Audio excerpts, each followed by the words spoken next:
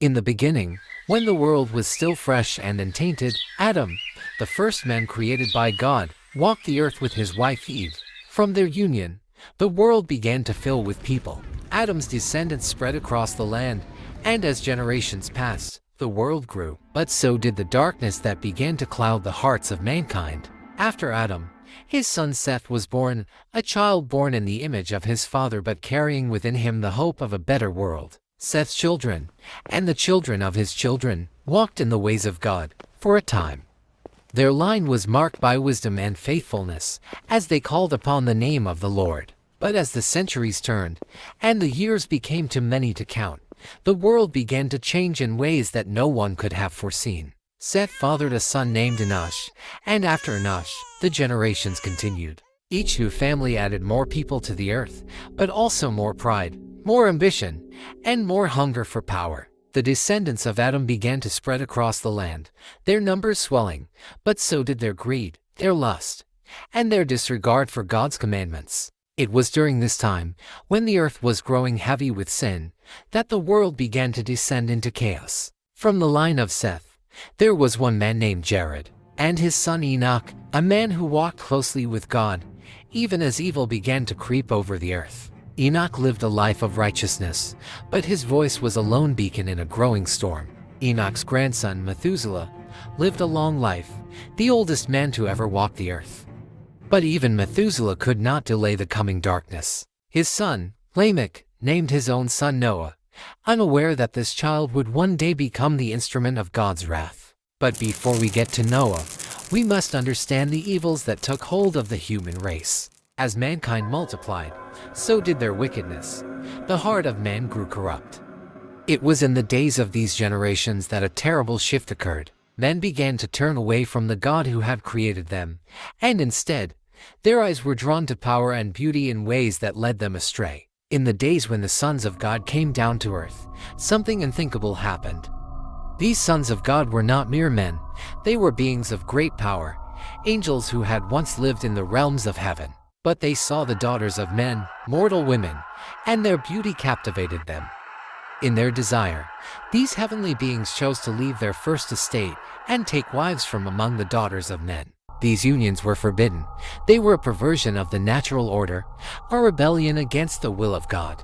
The offspring of these unholy unions were giants, men of great renown, whose power and strength were unmatched by any who had come before them.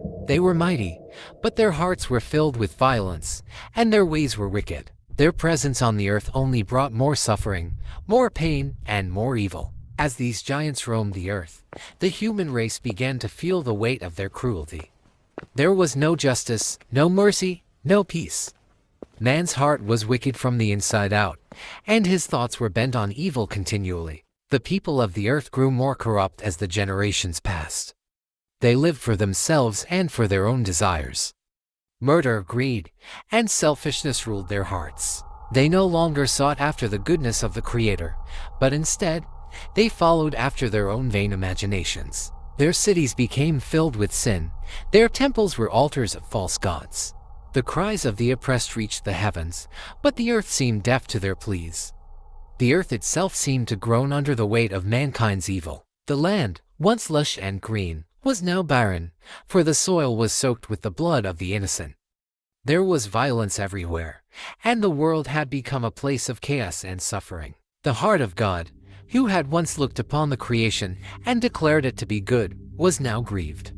The rebellion of man was not just a mistake or a slip, it was a deep, willful corruption of what God had made. The Lord saw the violence of the earth, the evil that filled the hearts of men, and he was filled with sorrow. My spirit shall not always strive with man, God declared, for he is flesh, and his days shall be 120 years. The angels who had fallen were not the only problem. The hearts of men had hardened beyond repair. The people no longer knew the difference between right and wrong. They had lost all sense of what was pure and good. They reveled in their sin, unaware of the judgment that loomed just beyond the horizon. God's patience was long, but it was not infinite. The time had come for him to act. The evil that had grown so strong upon the earth would not be left unchecked. The land would be purged, and the wicked would face the consequences of their choices. But even in the face of judgment, God was merciful. He did not destroy the earth in a flood just yet. There was still one man left, one family who had not turned their hearts away from God. For now, the world was a dark and broken place.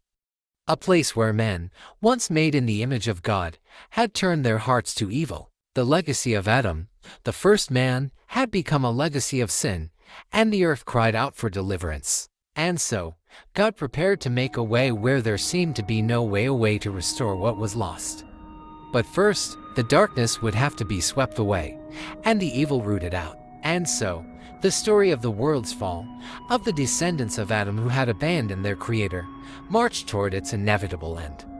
But even in that dark time, hope remained, hidden beneath the shadow of judgment, waiting to shine through. This is the story of how mankind, once pure and innocent in the beginning, turned away from God and became engulfed in evil. The descendants of Adam, whose names once carried the promise of life, became a generation of violence and wickedness. But even in their corruption, God remained patient, grieving, and waiting for a time when the world could be renewed. For those who walk through life today, perhaps this story serves as a warning. When man's heart turns toward darkness, when greed, lust, and violence fill the earth, the consequences are inevitable. But even in the depths of evil, the hope of redemption, though hidden, still shines, for God's mercy and judgment are two sides of the same coin.